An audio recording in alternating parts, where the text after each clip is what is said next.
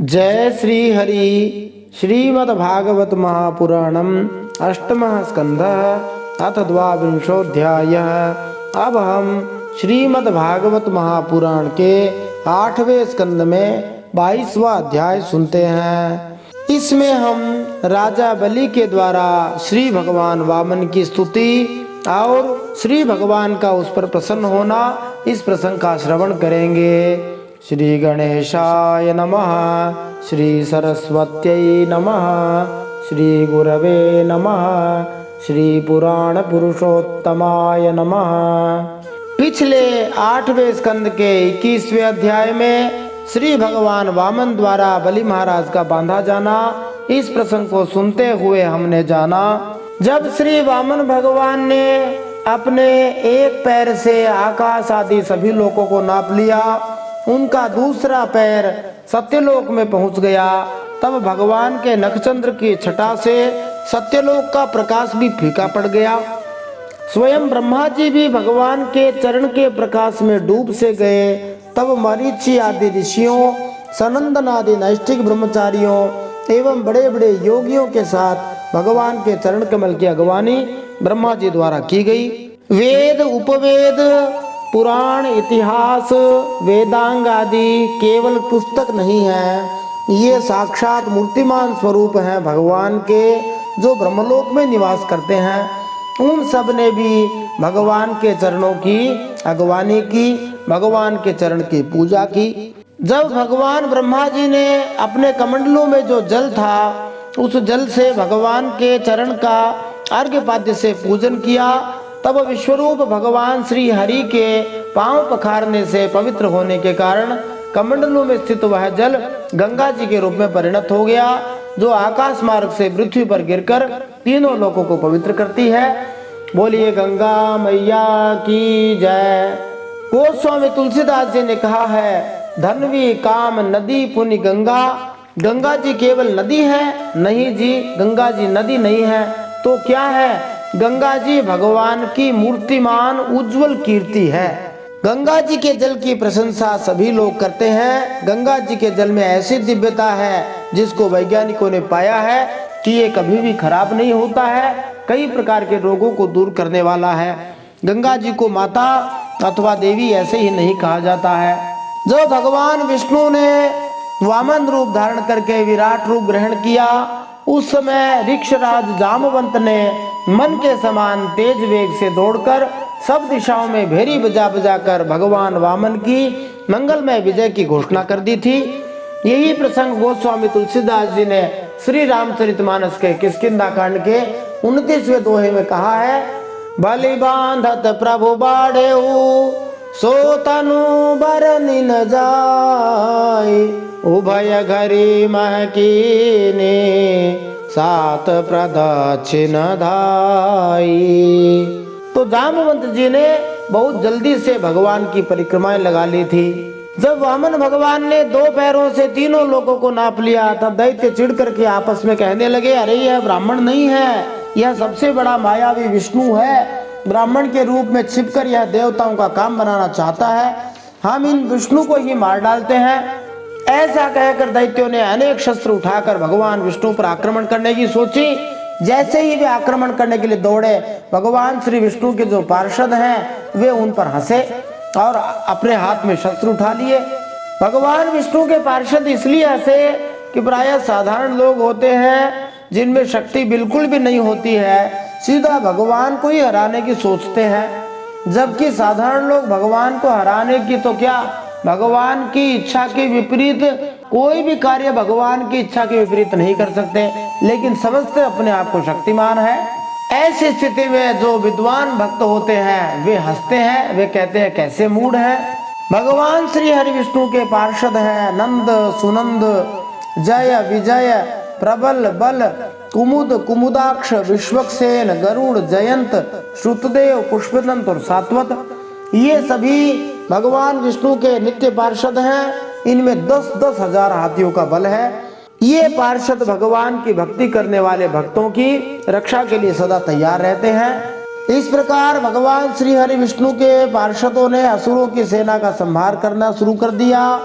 उस समय राजा बलि ने उन सबको रोकते हुए कहा, देखो भाई, यह सब काल भगवान की महिमा है। यह समय हमारे अनुकूल नहीं है।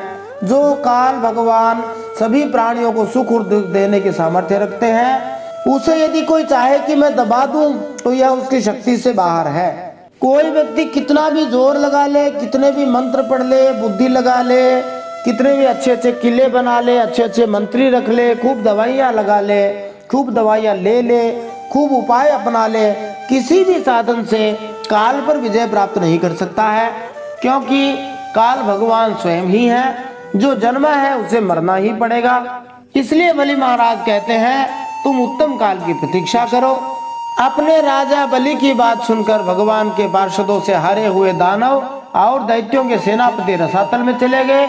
उनके जाने के बाद भगवान के हृदय की बात जानकर पक्षीराज गरुड़ जी ने बलि महाराज को वरुण पासों से बांध लिया था। उस समय सारी सृष्टि में लोग हाय हाय करने लगे, जैसा कि राजा के इस प्रकार बंधन आदि होने पर प्रजा किया ही करती है। वामन भगवान ने बलि महाराज से कहा, तुमने मुझे 3 पग पृथ्वी के दान करने के लिए वचन दिया था। मैंने तो 2 ही पग में सारी त्रिलोकी नाप ली, अब बता तीसरा पग कहाँ रखूं? तुमने मुझे वचन देकर के धोखा दिया है। वास्तव में भगवान उसका घमंड तोड़ना चाहते थे, क्योंकि भगवान कहते हैं, तुम्हें इस बात का बड़ा घमंड था कि मैं बड़ा राजा हूँ, बड़ा धनी हूँ।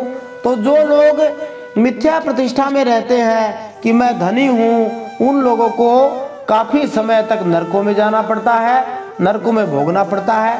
इसलिए कभी भी धन का घमंड नहीं रखना चाहिए कि मैं धनी हूँ, मेरे पास इतना धन है। ऐसा कहने वाले को निश्चित रूप से नरकों में जाना पड़ता है।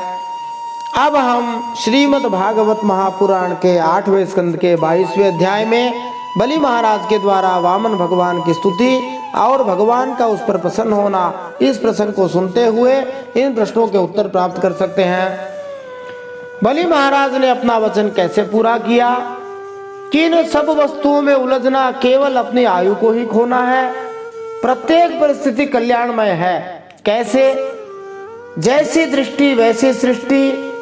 एक भक्त द्वारा प्राप्त परिस्थिति का सदुपयोग कैसे हो, ये एक महत्वपूर्ण प्रश्न है। बलि महाराज का सिर लज्जा से नीचे कैसे हो गया?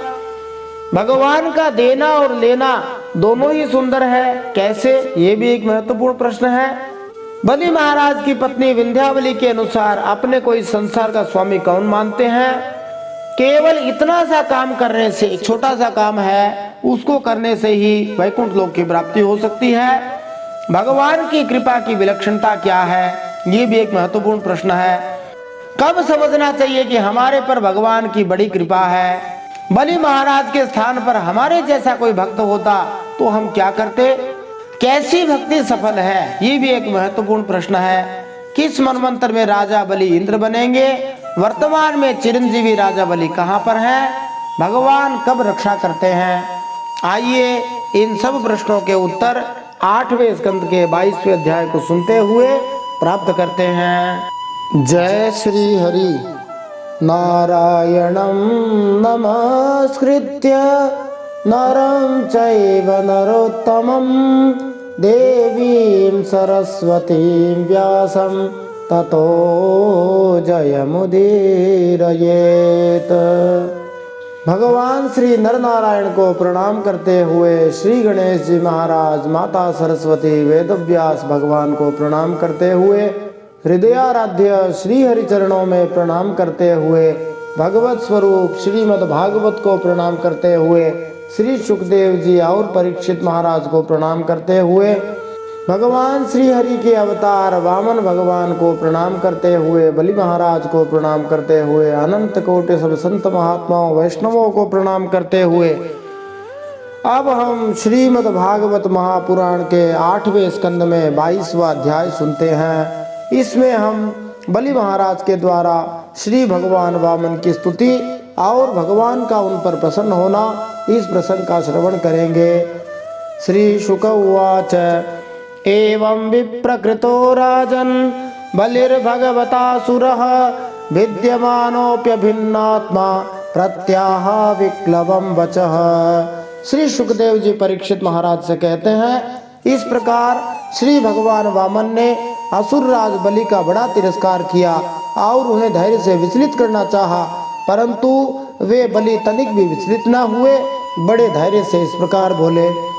बलि महाराज वंशस्थ छंद में कहते हैं, बलिरुवाच यद्योतम श्लोक भवान् ममेरितं वचो व्यलीकं सुरवर्य मन्यते करोमृतं तन्न भवेत् प्रलम्बनम् पदं तृतीयं कुरु शीर्षि में निजम। दैत्यराज बलि महाराज ने कहा, देवताओं के भी आराध्य देव, आपकी कीर्ति बड़ी पवित्र है। क्या आप मेरी बात को असत्य समझते हैं? ऐसा नहीं है, मैं उसे सत्य कर दिखाता हूँ, आप धोखे में नहीं पड़ेंगे। आप कृपा करके अपना तीसरा पग मेरे सिर पर रख दीजिए। बिभेमिनाहं निर्यात् पदच्युतो न पाशबन्धाद् व्यसनात् दुरत्ययात् नैवार्थकृच्छ्रात् भवतो विनिग्रहा दसाधुवादाद् वृषमोद्विजेयथा।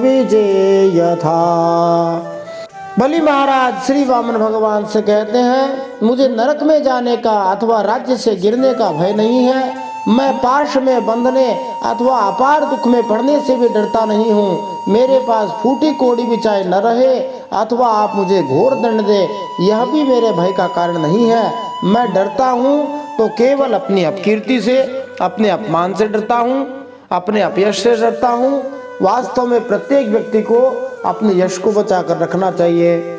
फिर अनुष्टुप छंदों में कहते हैं, पुंसां श्लाघ्यतमं मन्ये दंडमर्हत्तमार्पितं यं न माता पिता भ्राता सुहृदश्चादिशन्ति त्वं नूनमसुराणां नः पारोक्षः परमो गुरुः यो नोनेकमदान्धानां विभ्रंशं चक्षुरादिशत्। बलि महाराज कहते हैं, अपने पूजनीय गुरुजनों के द्वारा दिया हुआ दंड तो जीव मात्र के लिए अत्यंत वांछनीय है, क्योंकि वैसा दंड माता पिता भाई और सुहृद भी मोहवश दे नहीं पाते। भक्त जानता है कि भगवान द्वारा दिया गया तथा कथित दंड अपने भक्त को सुधारने तथा सन्मार्ग पर लाने का उनका एकमात्र अनुग्रह है, अर्थात उनकी कृपा है। अतएव पूर्ण पुरुषोत्तम भगवान द्वारा दिए गए दंड की तुलना अपने माता पिता भाई या मित्र द्वारा दिए गए बड़े से बड़े लाभ से भी नहीं की जा सकती, क्योंकि वे तो सब स्वार्थ में और मोह में फंसे हुए हैं। बलि महाराज कहते हैं, आप छिपे रूप से अवश्य ही हम असुरों को श्रेष्ठ शिक्षा दिया करते हैं, अतः आप हमारे परम गुरु हैं। जब हम लोग धन कुलीनता बल आदि के मद से अंधे हो जाते हैं, तब आप उन वस्तुओं को हमसे छीनकर हमें नेत्रदान करते हैं।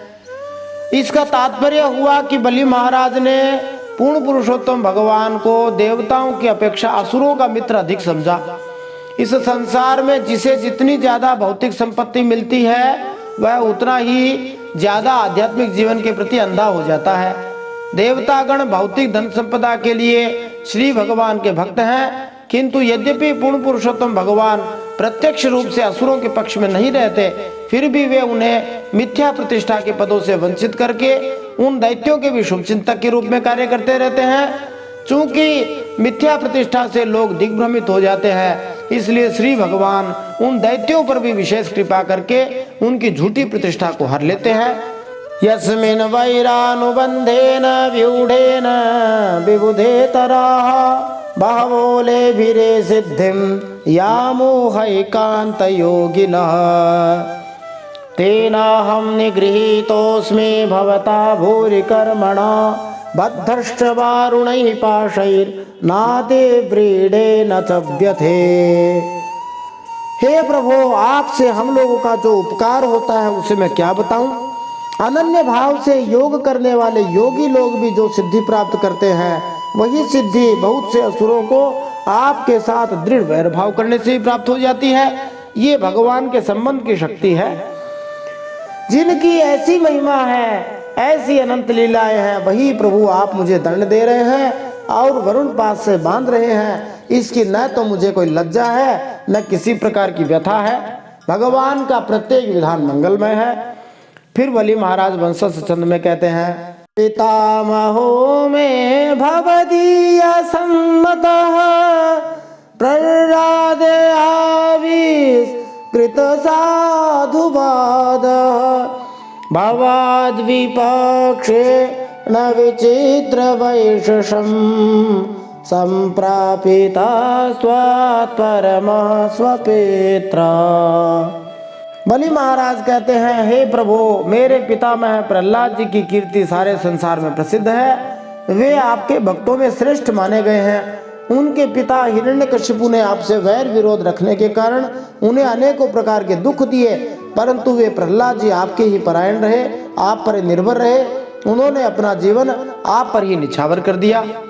यहाँ हम समझ सकते हैं कि शुद्ध भक्त कभी भी पूर्ण पुरुषोत्तम भगवान की कृपा के विरुद्ध शिकायत नहीं करता। इसके ज्वलंत उदाहरण है प्रहलाद महाराज। यदि हम उनके जीवन का अवलोकन करें तो हम देख सकते हैं कि यद्यपि उनके अपने ही पिता हिरण्यकशिपु ने उन्हें घोर कष्ट दिए थे, तो भी प्रहलाद जी श्री भगवान के ध्यान से तनिक भी विचलित न हुए। बलि महाराज अपने पितामह दादा प्रहलाद महाराज के पद चिन्हों का अनुसरण करते हुए श्री भगवान द्वारा दंड दिए जाने के बाद भी भगवत भक्ति में चल रहे। यही भक्ति की कसौटी है। किमात्मनाने न जहातियोऽन्ततः किं रिक्तहारैः स्वजनाख्यदस्युभिः किं जायया संसृति हेतुभूतया मर्त्यस्य गेहैः किमिहायुषो व्ययः। बलि महाराज वामन भगवान से कहते हैं, प्रहलाद जी ने यही निश्चय कर लिया कि शरीर को लेकर क्या करना है। जब यह एक न एक दिन साथ छोड़ ही देता है। जो धन संपत्ति लेने के लिए स्वजन बने हुए हैं, अपने घर परिवार के बने हैं, उन डाकुओं से अपना स्वार्थी क्या है। घर वालों को यहाँ डाकू बताया है। पत्नी से भी क्या लाभ है जब वह जन्म मृत्यु रूप संसार के चक्र में डालने वाली है। यहाँ पर पत्नी का निषेध नहीं किया गया है। यदि पत्नी भवसागर से पार कराने वाली है, अर्थात साथ में भजन करने वाली है, तो स्तुत्य है। प्रहलाद महाराज ने सोचा, जब मर ही जाना है तब घर से मोह करने में भी क्या स्वार्थ है। इन सब वस्तुओं में उलझना तो अपनी आयु को खो देना ही है, क्योंकि इनका कोई पार नहीं पा सकता। इत्थं सनिश्चित्य पितामहो महा नगाध बोधो भवतः पाद पद्मं ध्रुवं प्रपेदेय कुतो भयं जनाद् भीतः स्वपक्ष क्षपणस्य सत्तमः। अपने धन परिवार के बारे में ऐसा निश्चय करके बलि महाराज के दादा प्रहलाद जी ने यह जानते हुए भी कि आप लौकिक दृष्टि से उनके भाई बंधुओं के नाश करने वाले शत्रु हैं, फिर आपके ही भय रहित एवं अविनाशी चरण कमलों की शरण ग्रहण की थी। क्यों न हो वे प्रहलाद जी संसार से परम विरक्त, अगाध बोध संपन्न, उदार हृदय एवं संत शिरोमणि जो है। अथाहमप्यात्मरिभोस्तवान्तिकं दैवेन नीतः प्रसभं त्याजितः श्रीः इदं कृतान्तान्तिकवर्ति जीवितं यया ध्रुवं स्तब्धमतिर्न बोध्यते। बलि महाराज कहते हैं, आप उस दृष्टि से मेरे भी शत्रु हैं, फिर भी विधाता ने मुझे जबरदस्ती ऐश्वर्य लक्ष्मी से अलग करके आपके पास पहुंचा दिया है। अच्छा ही हुआ, क्योंकि ऐश्वर्य लक्ष्मी के कारण जीव की बुद्धि जड़ हो जाती है और वह यह समझ ही नहीं पाता कि मेरा यह जीवन मृत्यु के पंजे में पड़ा हुआ है और अनित्य है। श्री शुक उवाच तस्येत्थं भाषमाणस्य प्रह्लादो भगवत्प्रियः आजगाम कुरुश्रेष्ठ राकापतिरिवोत्थितः। श्री सुखदेव जी परीक्षित महाराज से कहते हैं, राजा बलि इस प्रकार कह ही रहे थे कि उदय होते हुए चंद्रमा के समान भगवान के प्रेम पात्र प्रहलाद महाराज वहां आ पहुंचे। बोलिए भक्त प्रहलाद महाराज की जय। फिर सुखदेव जी वंशज छंद में ही वर्णन करते हैं, तमिन्द्रसेन स्वपितामहं श्रिया विराजमानं नलिनायते क्षणं प्रांशुं पिशङ्गां वरमाञ्जनद्विषां प्रलम्बबाहुं सुभगां समैक्षत।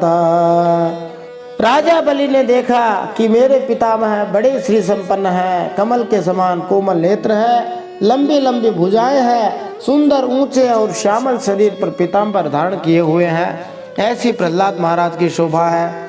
तस्मै बलिर्वारुण पाशयन्त्रिता समाहरणं नो पजहार पूर्ववत् ननाम मूर्ध्ना श्रुविलोललोचना सव्रीडनीचे नमुखो बभूवः। बलि महाराज इस समय वरुण पास में बंधे हुए थे, इसलिए प्रहलाद जी के आने पर जैसे पहले वे उनकी पूजा किया करते थे उस प्रकार पूजा न कर सके। बलि महाराज के नेत्र आंसुओं से चंचल हो उठे, लज्जा के मारे मुंह नीचा हो गया। उन्होंने केवल सिर झुकाकर अपने दादा प्रहलाद महाराज को नमस्कार किया। उनका सिर नीचा क्यों हो गया? तो बलि महाराज को भगवान वामन देव ने बंदी बनाया हुआ था, इसलिए वे निस्संदेह अपराधी माने जाने के योग्य थे। और बलि महाराज गंभीरता पूर्वक अनुभव भी कर रहे थे कि वे पूर्ण पुरुषोत्तम भगवान के अपराधी हैं। प्रहलाद महाराज को निश्चित रूप से यह अच्छा नहीं लगा होगा, इसलिए बलि महाराज लज्जा से अपना सिर नीचा किए हुए थे। अतत्र हासीन मुदीक्ष सत्पतिं हरिं सुनंदा ध्यानुगैरुपासितां उपेत्य भूमौ शिरसा मामना ननाम मूर्ध्ना पुलकाश्रुविक्लवा। प्रहलाद महाराज ने देखा कि भक्तवत्सल भगवान वही विराजमान हैं और सुनंद नंद आदि पार्षद उन भगवान की सेवा कर रहे हैं। प्रेम के उद्रेक से प्रहलाद जी का शरीर पुलकित हो गया, आंखों में आंसू छलक आए। वे आनंद पूर्ण हृदय से सिर झुकाए अपने स्वामी भगवान श्री हरि के पास गए और पृथ्वी पर सिर रखकर उन्हें साष्टांग प्रणाम किया। प्रहलाद महाराज अच्छी तरह से जानते हैं कि ये श्री हरि ही हैं, जो कभी नृसिंह बनकर आते हैं, कभी वामन बनकर आते हैं, कभी रामकृष्ण बनकर आते हैं। फिर प्रहलाद महाराज वंशज छंदमयी कहते हैं, प्रहलाद उवाच त्वयैव दत्तं पद्मेन्द्रमूर्जितं हृतं तदेवाद्य तथैव शोभनं मन्ये महान् चकृतो यनुग्रहो विभ्रंशितो यत् श्रियात्ममोहनात्। प्रहलाद महाराज ने वामन भगवान से कहा, प्रभु आपने ही बलि को यह ऐश्वर्यपूर्ण इंद्रपद दिया था, अब आज आपने ही उसे छीन लिया। आपका देना भी सुंदर है और लेना भी सुंदर है। मैं समझता हूँ कि आपने इस पर बड़ी भारी कृपा की है, जो आत्मा को मोहित करने वाली राज्य लक्ष्मी से इसे अलग कर दिया। अब भगवान का देना लेना दोनों ही सुंदर कैसे है? तो भगवान ने स्वयं ने श्रीमद् भागवतम के 10वें स्कंद के 88वें अध्याय के 8वें श्लोक में कहा है, यस्याहमनुगृह्णामि हरिष्ये तद्धनम शनैः। कभी कभी भगवान किसी भक्त की सारी भौतिक ऐश्वर्य संपत्ति को छीन लेते हैं, लेकिन ऐसा होता तब ही है जब इस भौतिक ऐश्वर्य से मनुष्य घमंडी हो जाता है और आत्म साक्षात्कार की विधि को ही भूल जाता है, अर्थात भजन करना ही भूल जाता है। तब श्री भगवान उस ऐश्वर्य को अवश्य छीन लेते हैं। श्री भगवान भक्त की हर सहायता करने के लिए सदा तैयार रहते हैं, लेकिन कभी कभी भौतिक ऐश्वर्य घातक हो जाता है, क्योंकि इससे मनुष्य का ध्यान इस झूठी प्रतिष्ठा की ओर खिंच जाता है कि मैं ही हर वस्तु का स्वामी हूँ, जबकि तथ्य इसके विपरीत रहता है। भक्त को इस गलत फहमी से बचाने के लिए श्री भगवान विशेष कृपा प्रदर्शित करके कभी कभी उसका सारा धन छीन लेते हैं। यया हि विद्वानपि मोयते यतस् तत्को विचष्टे गतिमात्मनो यथा तस्मै नमस्ते जगदीश्वराय वै नारायणाय अखिल लोक साक्षिणे प्रहलाद महाराज वामन भगवान से कहते हैं, हे प्रभु, लक्ष्मी के मद से तो विद्वान मनुष्य भी मोहित हो जाते हैं, उसके रहते भला अपने वास्तविक स्वरूप को ठीक ठीक कौन जान सकता है। अतः उस लक्ष्मी को छीनकर महान उपकार करने वाले समस्त जगत के महान ईश्वर, सबके हृदय में विराजमान और सबके परम साक्षी श्री नारायण देव भगवान को मैं नमस्कार करता हूँ। बोलिए नारायण भगवान की जय। को विचष्टे गतिमात्मनो यथा शब्द सूचित करते हैं कि जब मनुष्य भौतिक ऐश्वर्य का स्वामी होने की झूठी प्रतिष्ठा से भूल जाता है कि मेरे पास इतना पैसा है, इतना जमीन, इतना मकान है, इतना बैंक बैलेंस है, तो निश्चित रूप से वह आत्म साक्षात्कार के लक्ष्य की उपेक्षा करने लग जाता है। आधुनिक संसार की ऐसी ही स्थिति है। भौतिक ऐश्वर्य में तथाकथित वैज्ञानिक प्रगति के कारण लोगों ने आत्म साक्षात्कार के मार्ग को पूरी तरह भुला दिया है। व्यावहारिक दृष्टि से कोई भी व्यक्ति ईश्वर या ईश्वर के साथ अपने संबंध या वह किस तरह से कर्म करे, इसमें कोई रुचि नहीं लेता है। आधुनिक व्यक्तियों ने ऐसे प्रश्नों को पूरी तरह भुला दिया है, क्योंकि वे भौतिक संपत्ति के पीछे पागल हुए रहते हैं। हाय रुपया, ये हो रही है। यदि इस प्रकार की सभ्यता जारी रही तो शीघ्र ही वह समय आ जाएगा जब पूर्ण पुरुषोत्तम भगवान सारा भौतिक ऐश्वर्य छीन लेंगे, तब लोगों की आंखें खुलेंगी। बीच बीच में भगवान कुछ कुछ बीमारी, कोरोना आदि अथवा कुछ कुछ इस प्रकार के भूकंप, बाढ़ आदि के रूप में लोगों को जगाते भी रहते हैं, लेकिन लोग जागते हैं फिर सो जाते हैं। श्री शुक उवाच तस्यानुशृण्वतो राजन् प्रह्लादस्य कृताञ्जलेः हिरण्यगर्भो भगवानुवाच मधुसूदनं बद्धं वीक्ष्य पतिं साध्वी तत्पत्नी भयविह्वला प्राञ्जलिः प्रणतोपेन्द्रं बभासे वाङ्मुखी नृप। श्री सुखदेव जी कहते हैं, परीक्षित, प्रहलाद जी हाथ जोड़ के खड़े थे। उनके सामने ही भगवान ब्रह्मा जी ने वामन भगवान से कुछ कहना चाहा, परंतु इतने में ही राजा बलि की परम साध्वी पत्नी विंध्यावली ने अपने पति को बंधा देखकर भयभीत हो भगवान श्री हरि के चरणों में प्रणाम किया और हाथ जोड़कर मुंह नीचा कर भगवान से इस प्रकार बोली। विंध्यावली पहले ही क्यों बोल पड़ी? यद्यपि ब्रह्मा जी बोल रहे थे, इसलिए ब्रह्मा जी को रुकना भी पड़ गया। तो इसलिए बोली क्योंकि बलि महाराज की पत्नी विंध्यावली बड़ी उद्वेलित थी और भयभीत थी, इसलिए ब्रह्मा जी ने सोचा इसको कह लेने दो। फिर विंध्यावली ने आके वसंत तिलका छंद में बड़ी अच्छी बात कही।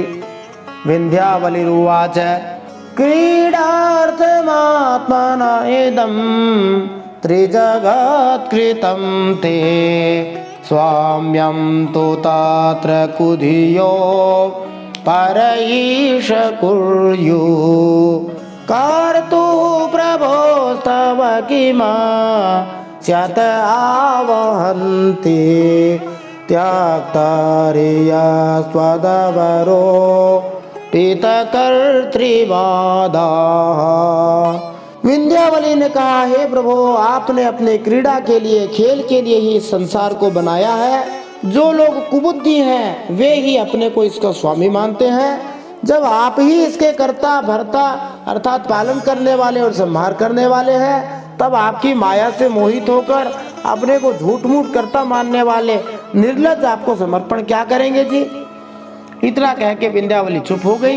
फिर ब्रह्मा जी ने कहा, ब्रह्मोवाच भूत भावन भूतेश देवदेव जगन्मय मुञ्चयनमृत सर्वस्वं नायमर्हति निग्रहं कृत्स्नातेनेन दत्ताभूर्लोका कर्मार्जिताश्रये निवेदितं च सर्वस्व महात्मा विक्लवया धिया। श्री ब्रह्मा जी ने वामन भगवान से कहा, सभी प्राणियों के जीवनदाता, उनके स्वामी और जगत स्वरूप देवादिदेव प्रभु श्री हरि, अब आप इसे छोड़ दीजिए। आपने इसका सब कुछ ले लिया है, इसलिए अब यह दंड का पात्र नहीं है। जब ब्रह्मा जी ने देखा कि प्रहलाद महाराज तथा विंध्यावली पहले ही श्री भगवान के पास बलि महाराज के लिए कृपा याचना करने के लिए पहुंच चुके हैं, तो वे भी उनके साथ हो लिए और सांसारिक गणनाओं के आधार पर बलि महाराज को मुक्त किए जाने की संस्तुति करने लगे। मानो बलि महाराज के समर्थन में ब्रह्मा जी ने भी कह दिया कि इनको छोड़ दीजिए। ब्रह्मा जी ने और कहा, इसने अपनी सारी भूमि और पुण्य कर्मों से कमाया गया स्वर्ग आदि लोक, अपना सब कुछ तथा आत्मा तक को आपको समर्पित कर दिया है। एवं ऐसा करते समय इसकी बुद्धि भी स्थिर रही है, यह स्थित प्रज्ञ है, यह धैर्य से च्युत नहीं हुआ है, तब तो आपको इसे दे ही देना चाहिए। फिर भगवान की पूजा करने की महिमा वसंत तिलका छंद में ब्रह्मा जी बताते हुए कहते हैं, या पादयोरषठधी सलिलं प्रदाय दूर्वांकुरैरपि विधा यसतीं सपर्याम् आप्योत्तमां गतिमसौ भजते त्रिलोकीं दाश्वानविक्लवमनाः कथमार्तिमृच्छेत्। श्री ब्रह्मा जी वामन भगवान से कहते हैं, हे प्रभु, जो मनुष्य सच्चे हृदय से आपके चरणों में केवल पानी का अर्घ्य चढ़ा देता है और केवल दूर्वा दल से दूब से भी आपकी सच्ची पूजा कर देता है, उसे भी आपके उत्तम लोक वैकुंठ लोक की प्राप्ति हो जाती है। फिर बलि महाराज ने तो बड़ी प्रसन्नता से धैर्य और स्थिरता पूर्वक आपको त्रिलोकी का दान कर दिया है, तब यह दुख का भागी कैसे हो सकता है। श्रीमद् भगवत गीता में भगवान को अर्पित किए जाने के बारे में कहा गया है, पत्रम पुष्पम फलम तोयम यो मे भक्त्या प्रयच्छति तदहम भक्त्युपरितम अश्नामि प्रयतात्मनः। 9वें अध्याय का 26वां श्लोक। भगवान इतने कृपालु हैं कि यदि कोई निष्कपट भक्त भक्ति पूर्वक एवं द्वैत रहित होकर श्री भगवान के चरणों पर केवल थोड़ा सा जल अथवा फूल फल या पत्ती चढ़ा देता है तो उसे भी श्री भगवान स्वीकार कर लेते हैं। तब वह भक्त स्वर्गलोक अर्थात वैकुंठ लोक भी भेज दिया जाता है। अब इतनी बात सुन के भगवान वामन बोले, श्री भगवान उवाच ब्रह्मण्यमनुगृह्णामि तद्विशो विधुनोम्यहम् यन्मतः पुरुषः स्तब्धो लोकं मां चावमन्यते यदा कदाचित् जीवात्मा संसरन् निजकर्मभिः नानायोनिष्वनीशोऽयं पौरुषीं गतिमाव्रजेत। श्री भगवान वामन ने कहा, ब्रह्मा जी, मैं जिस पर कृपा करता हूँ उसका धन छीन लिया करता हूँ, क्योंकि जब मनुष्य धन के मद से मतवाला हो जाता है, घमंडी हो जाता है, तो मेरा और दूसरे लोगों का तिरस्कार करने लगता है।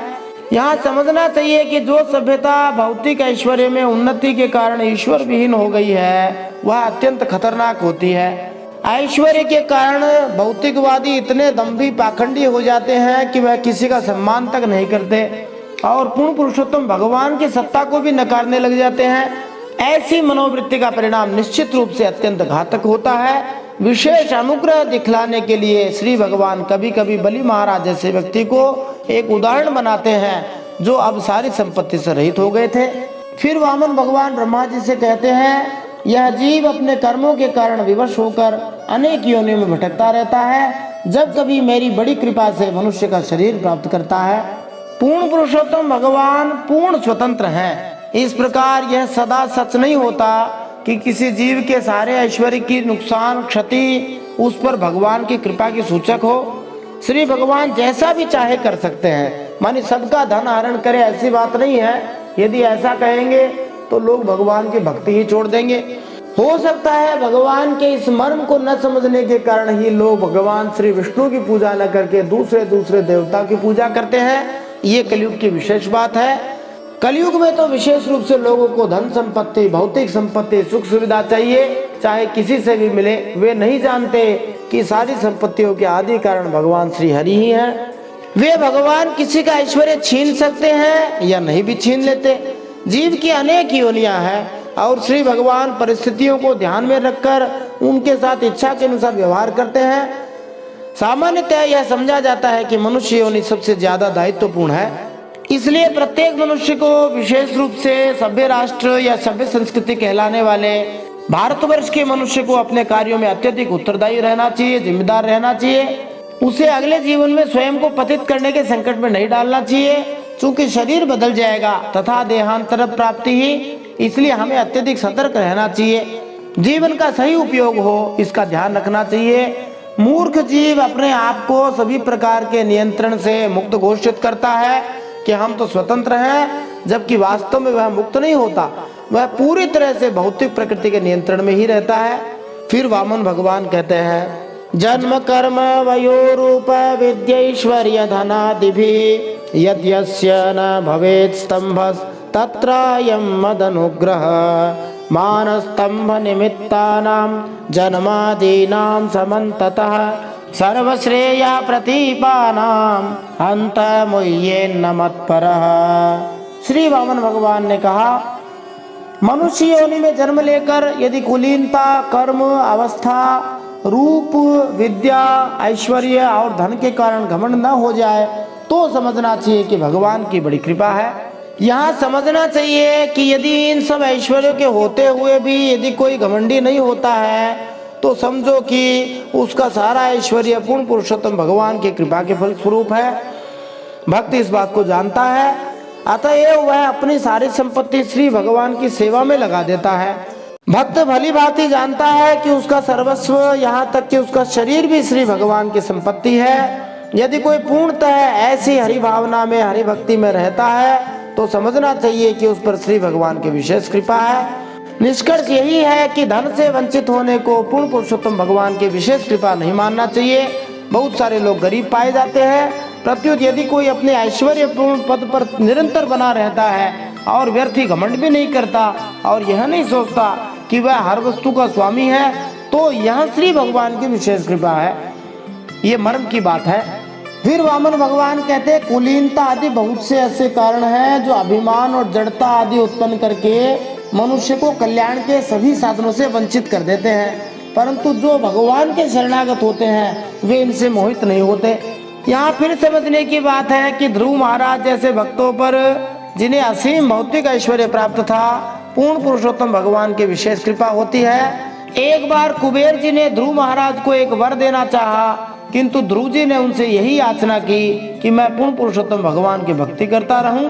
यद्यपि वे चाहते तो उनसे कितना ही भौतिक ऐश्वर्य मांग सकते थे, क्योंकि कुबेर जी तो धन संपत्ति के स्वामी हैं। जब भक्त श्री भगवान की भक्ति में स्थिर होता है तो श्री भगवान को उसे उसके भौतिक ऐश्वर्य से वंचित करने की आवश्यकता नहीं रहती। पूर्ण पुरुषोत्तम भगवान भक्ति के कारण अर्जित धन को कभी नहीं छीनते। यद्यपि वे कभी कभी पुण्य कर्मों के द्वारा अर्जित धन को हर लेते हैं। वे भक्त को दर्परहित करने के लिए और उसे भक्ति के बेहतर पद पर स्थित करने के लिए ऐसा करते हैं। यदि किसी विशेष भक्त का कार्य प्रचार करना हो, किंतु यदि वह अपने पारिवारिक जीवन या ऐश्वर्य को छोड़कर भगवत सेवा नहीं करता तो श्री भगवान निश्चित रूप से उसका भौतिक ऐश्वर्य कभी कभी छीन लेते हैं और उसे भक्ति में स्थापित कर देते हैं, परंतु उसे बाद में बड़ा लाभ होता है। एष दानव दैत्यानाम अग्रणी कीर्तिवर्धनः अजैषीद जया मायां सीदन्नपि न मुह्यति।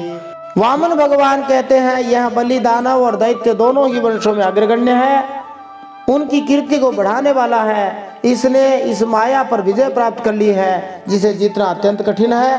तुम देख ही रहे हो, इतना दुख भोगने पर भी यह मोहित नहीं हुआ।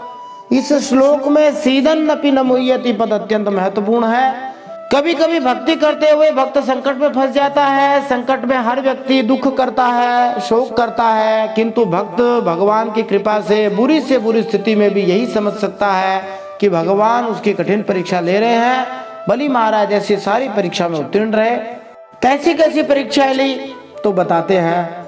क्षीण रिक्तश्च्युतः स्थानात् क्षिप्तो बद्धश्च शत्रुभिः ज्ञातिभिश्च परित्यक्तो यातनामनुयापितः गुरुणा भर्त्सितः शप्तो जहौ सत्यं न सुब्रतः छलैरुक्तो मया धर्मो नायं त्यजति सत्यवाक्।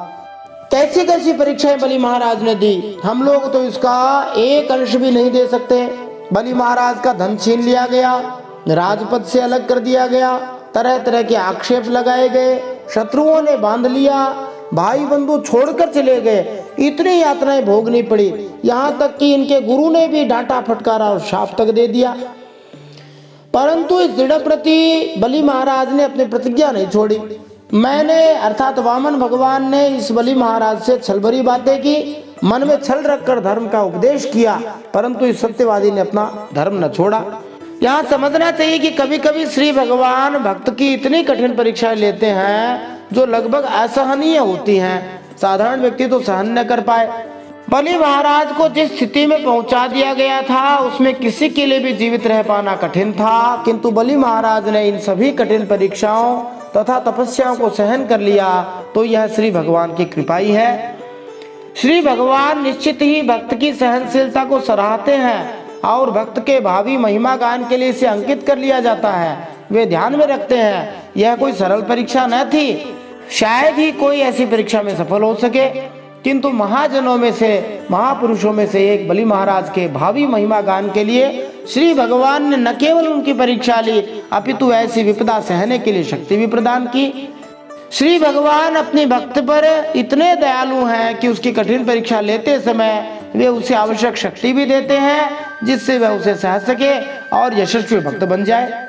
एष मे प्रापितः स्थानं दुष्प्रापमरैरपि सावर्णेरन्तरस्यायं भवितेन्द्रो मदाश्रयः यावत् सुतलमध्यास्तां विश्वकर्मा विनिर्मितं यन्नाधयो व्याधयश्च क्लमस्तन्द्रापराभवः नोपसर्गा निवसतां संभवन्ति ममेक्षया। भगवान वामन कहते हैं, मैंने इसे वह स्थान दिया है जो बड़े बड़े देवताओं को बड़ी कठिनाई से मिलता है। सावर्णी मनवंतर में यह बलि मेरा परम भक्त इंद्र होगा। भगवान की बड़ी कृपा हो गई। जब श्री भगवान भक्त के भौतिक ऐश्वर्य को छीन लेते हैं तो वे उसे तुरंत ऐसा स्थान देते हैं जो देवताओं को सपने में भी सुलभ नहीं हो सकता। भक्ति के इतिहास में ऐसे अनेक उदाहरण मिलते हैं। ऐसा एक उदाहरण सुदामा विप्र का ऐश्वर्य है। सुदामा ब्राह्मण को भौतिक संपत्ति की सख्त तंगी थी, घर में कुछ भी नहीं था, लेकिन वे विचलित नहीं हुए और भक्ति के पथ से हटे भी नहीं। अंत में श्री भगवान कृष्ण ने कृपा करके उन्हें उच्च स्थान प्रदान किया। यहाँ पर मदाश्रय शब्द अत्यंत महत्वपूर्ण है, क्योंकि श्री भगवान बलि महाराज को इंद्र का उच्च पद देना चाहते थे। अतएव स्वभावतः सारे देवता उनसे ईर्ष्यालु हो जाते और उन्हें उस पद से विचलित करने के लिए लड़ाई करते, किंतु पूर्ण पुरुषोत्तम भगवान ने बलि महाराज को आश्वासन दिया कि वे उनके आश्रय में रहेंगे। मदाश्रय है और भगवान का आश्रय बड़ा आवश्यक है। जब तक इंद्र न बन जाए तब तक कहाँ रहेंगे, तो विश्वकर्मा के बनाए हुए सुतल लोक में बलि महाराज रहे। वहाँ रहने वाले लोग भगवान की कृपा दृष्टि का अनुभव करते हैं, इसलिए उन्हें शारीरिक अथवा मानसिक रोग, थकावट, तंद्रा, बाहरी या भीतरी शत्रुओं से पराजय और किसी प्रकार के विघ्नों का सामना नहीं करना पड़ता। विश्वकर्मा स्वर्गलोक के उच्च महलों के शिल्पी हैं, कलाकार हैं। चूंकि इन्हें बलि महाराज का घर बनाने के लिए लगाया गया था, अतएव सुतल लोक के महल कम से कम स्वर्गलोक जैसे अवश्य होने चाहिए थे। बलि महाराज के लिए तैयार कराए गए स्थान का एक अन्य लाभ यह था कि उन्हें वहां न तो किसी बाहरी आपत्ति से विचलित होना पड़ेगा, न ही उन्हें कोई मानसिक या शारीरिक क्लेश सताएगा। सुतल लोक के ये अद्वितीय लक्षण है जहाँ बलि महाराज रहेंगे। वैदिक ग्रंथों में हमें अनेक विभिन्न लोकों के वर्णन मिलते हैं, जहाँ अनेक महल हैं जो पृथ्वी लोक की तुलना में हजारों गुना श्रेष्ठ हैं।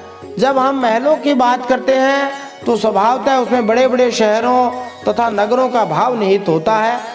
दुर्भाग्यवश जब आधुनिक विज्ञानी अन्य ग्रहों की खोज करने का प्रयास करते हैं तो उन्हें चट्टानों तथा बालू के अलावा और कुछ नहीं मिलता।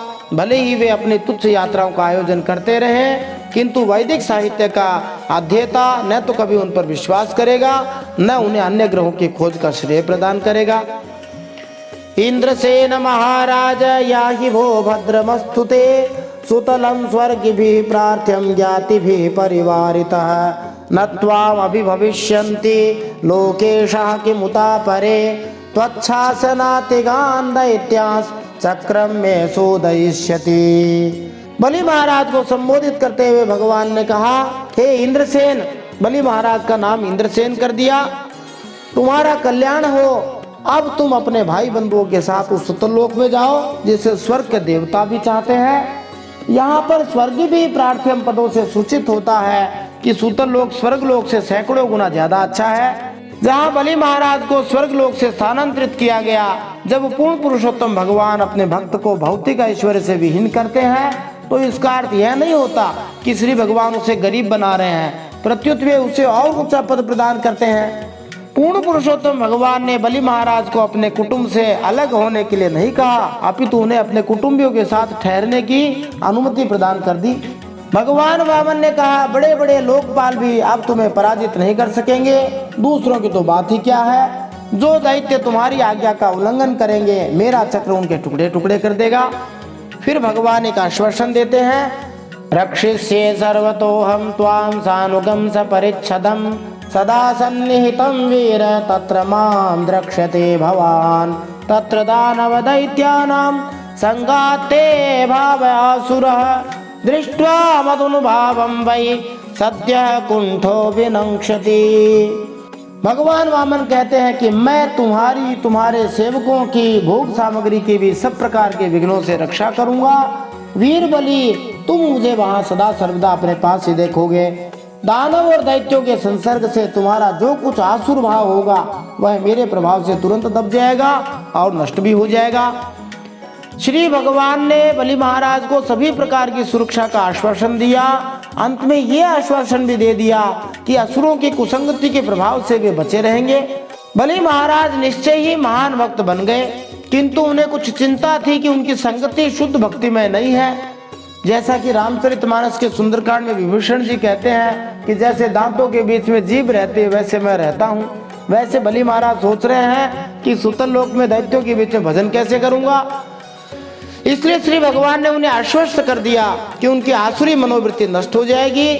दूसरे शब्दों में कहे तो भक्तों की संगति से आसुरी मनोवृत्ति जाती रहती है। बोलिए भक्त और भगवान की जय, वामन भगवान की जय, परम सत्य श्री हरि की जय, भागवत महापुराण की जय। इति श्रीमद्भागवते महापुराणे पारमहंस्यां संहितायाम् अष्टमस्कन्धे वामन प्रादुर्भावे बलिवामन संवादो नाम 22अध्यायः। श्रीमन्नारायणार्पणमस्तु। इस प्रकार श्रीमद्भागवत महापुराण परमहंसों के संहिता 8वें स्कंद में वामन भगवान के प्रादुर्भाव के प्रसंग में अथवा वामन लीला के प्रसंग में बलि महाराज और वामन भगवान के संवाद में 22वां अध्याय भगवान श्री नारायण के चरणों में समर्पित हो।